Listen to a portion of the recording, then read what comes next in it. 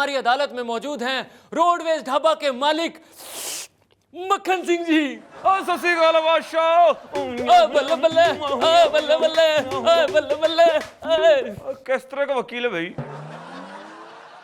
देखो पाजी, आप पर सबसे पहला इल्जाम यह है कि आप चिकन बिरयानी के नाम पर ऐसी ऐसी बिरयानी बेचते हैं जिनमें चिकन होता ही नहीं। ओए काके, ओए इस तरह गल ना कर। अब जज साहब को ले लो। ओ पाजी, मैं इनको नहीं ले पाऊंगा। ओ यार मखौल ना कर, एग्जाम्पल है। अब जज साहब के नाम में दो दो शेर हैं। इनका नाम हैगा शेर सिंह। ये शेर जैसे लगते तेरे को? एकदम बकरी जैसे हैं। ओ यार तू बंदर जैसा मत कर, शुरू कर। पाजी, आप पर यह भी इल्जाम है कि आपके ढाबे में मिलने वाले सूप में मक्खियां डूब कर मरी हुई मिलती हैं। ओए पुत्र, मैं की करा यार? मैं ढाबा चलाऊं या मक्खियों को तैरना सिखाऊं?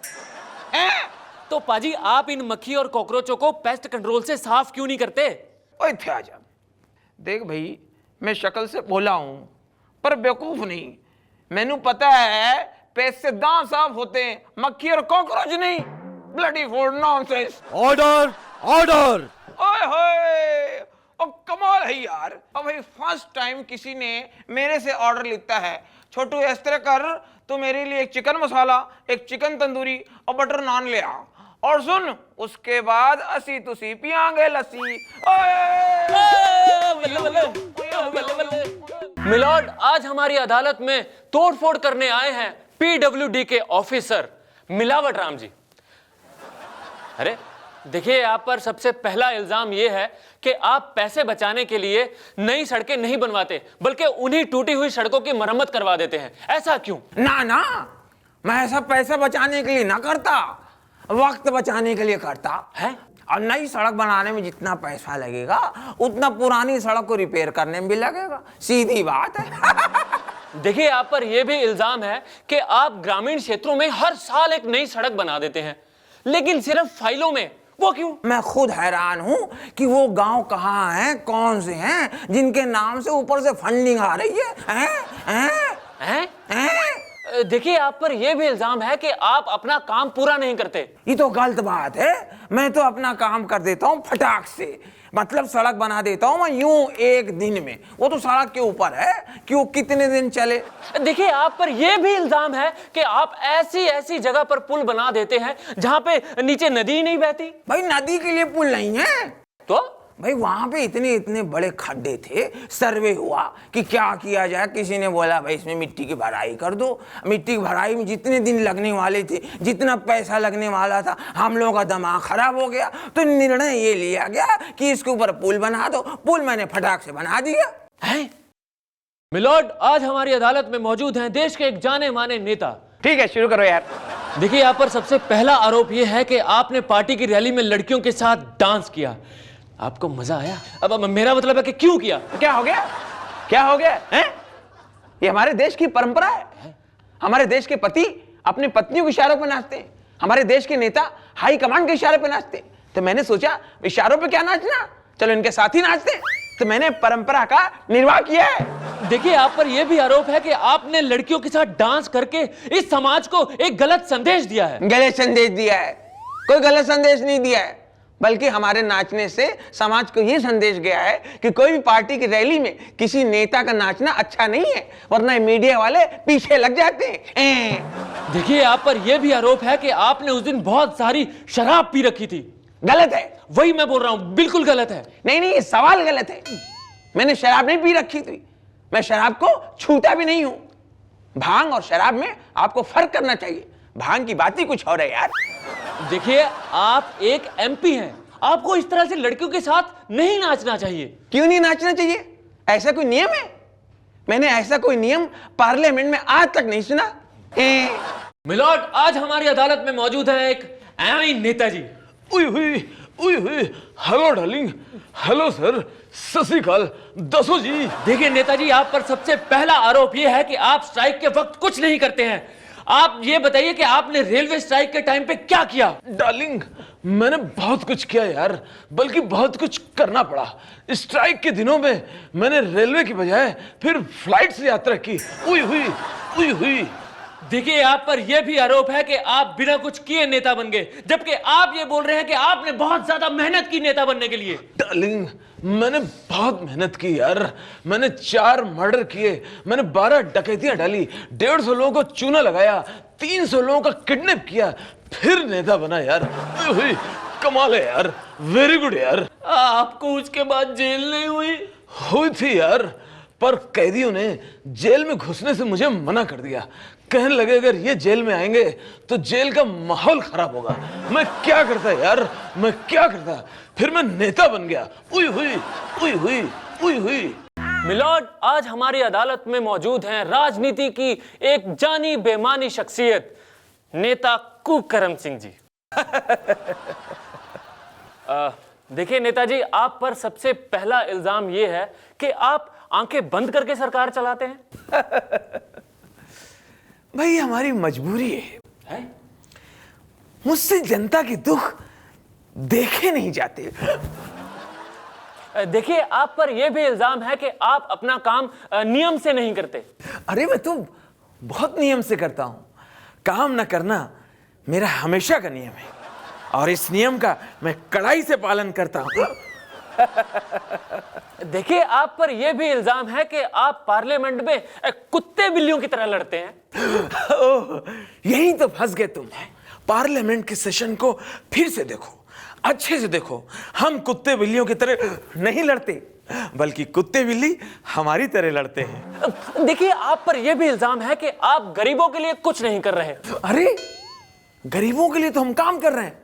आजकल हम गरीबों को गरीबी का प्रमाण पत्र दिलवा रहे हैं जो उनके अधिकारों की रक्षा करेगा।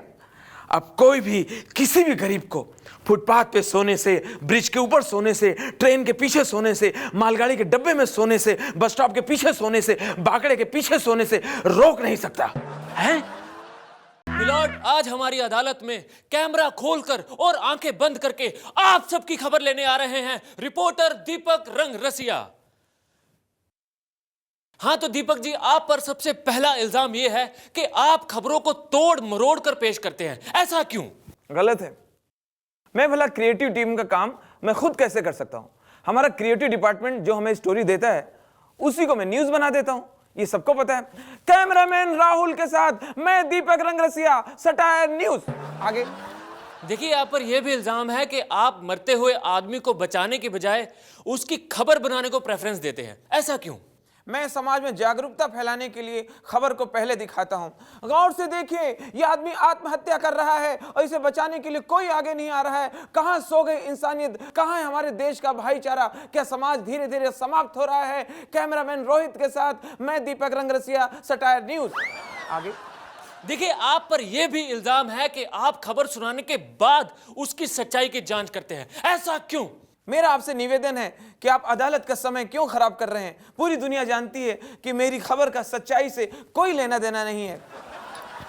कैमरामैन रोहित के साथ मैं दीपक रंगरसिया, सटायर न्यूज। मिलॉर्ड, आज हमारी अदालत में मौजूद हैं एक महान नेता। नहीं, ये वो वाले महान नहीं है, इनका नाम है महान सिंह। हाँ तो क्या बात हो गई? देखिए महान सिंह जी, आप सबसे पहले कसम खाइए कि आप जो भी कहेंगे सच के सिवा कुछ नहीं कहेंगे। भाई खाने को तो मैं खा लूं, पर मैं सोचा मैं खाऊं क्यों? जब पूरी जिंदगी मैंने झूठ बोला ही नहीं तो मैं क्यों खाऊं? और वैसे एक बात बता दूं भाईजान, किसी आदमी को जबरदस्ती खिलाना नहीं चाहिए। देखिए, आप चुनाव जीत गए हैं, मंत्री बन गए हैं, अब आप ये बताइए कि आपकी सबसे पहली पॉलिसी क्या होगी? भाई पॉलिसी तो बहुत सारी मेरी नजर में है, पर मैं सोच रहा हूँ सबसे पहले मैं अपनी लाइफ इंश्योरेंस पॉलिसी ले लूं। और मेरी बेगम कह रही थी मेडिक्लेम पॉलिसी भी ले लूं। लेकिन आप पर यह भी इल्जाम है कि आपने करोड़ों रुपए खाए हैं। किसने? आपने। और किसने? अबे मैं क्यों खाने लगा रुपए? अबे मैं क्यों खाऊंगा भाई? अब जहां तक मेरा मानना है कि कोई आदमी रुपया खा ही नहीं सकता। अब ये लो, ये 1 रुपया है, इसे खा के दिखाओ। खाओ। देखिए, आप पर यह भी इल्जाम है कि आपने टैक्स चुराया है।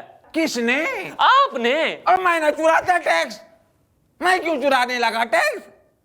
मेरे को ध्यान आया, मैंने चुराया नहीं, मैंने टैक्स बचाया होगा। वो तो सरकार का नारा है, बचत करो बचत करो बचत करो। तो मैंने बहुत सोचा क्या बचत करूं क्या बचत करूं। लो भाई मैंने टैक्स बचा लिया। मिलॉर्ड, आज हमारी अदालत में मौजूद हैं पाकिस्तान के तेज गेंदबाज शोएब अख्तर। आप पर सबसे पहला इल्जाम यह है कि आप बॉल टेम्परिंग करते हैं। जनाब उर्दू या हिंदी में फरमाइए, अंग्रेजी बाउंसर हो जाती है। देखिए, मेरे कहने का मतलब यह है कि आप गेंद के साथ छेड़छाड़ करते हैं। गलत इल्जाम है, हम बॉल के साथ छेड़छाड़ नहीं करते। हम जब भी छेड़छाड़ करते हैं लड़कियों के साथ करते हैं। बॉल तो हमारी रोजी रोटी है। लेकिन बॉल टेम्परिंग करते हुए आप कई बार पकड़े गए हैं। कई बार कहाँ, 2-3 बार पकड़ा गया हूँ, बाकी बार तो बच गया। देखिए, आप तेज गेंदबाजी नहीं, आप इंसान भी बहुत तेज हैं। जी हाँ, मैं बहुत तेज हूँ। मैं जितना तेजी से टीम में आता हूँ उतना ही तेजी से बाहर भी हो जाता हूँ। देखिए, हमने सुना है कि आपने कहा है कि अब आप मैदान पर बॉल टेम्परिंग नहीं करेंगे। जी हाँ, क्योंकि मैं बॉल को घर से टेम्पर करके लाऊंगा। देखिए, आप पर यह भी इल्जाम है कि आप बॉल टेम्परिंग, मैच फिक्सिंग और स्पॉट फिक्सिंग अलग अलग मैचों में ये कारनामे दिखा चुके हैं। अब आपका क्या इरादा है? अब ball tampering, match fixing, spot fixing, ये सारे के सारे कारनामे मैं एक ही मैच में करना चाहता हूं। मिलॉर्ड, आज हमारी अदालत में मौजूद हैं कॉमनवेल्थ गेम्स के अध्यक्ष नरेश कलमड़ी। जय महाराष्ट्र। देखिए, आप पर सबसे पहला इल्जाम यह है कि आपने अपने कॉन्ट्रैक्टर के मना करने के बावजूद भी फुट ब्रिज जल्दी शुरू करवाने की जिद की। ऐसा क्यों? ऐसा मैंने देश की इज्जत बचाने के लिए किया। वो कैसे?